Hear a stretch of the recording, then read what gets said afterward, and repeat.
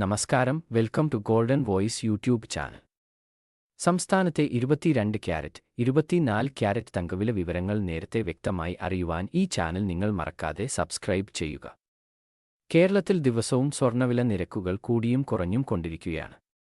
ഇനി ഇപ്പോഴുള്ള സ്വർണ്ണവില നമുക്ക് നിരീക്ഷിക്കാം.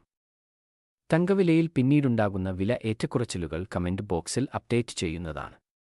22 ക്യാരറ്റ് സ്വർണ്ണവില ഇപ്പോൾ ഒരു ഗ്രാമിന് 8,955 രൂപയും ഒരു പവൻ 71,640 രൂപയുമാണ്.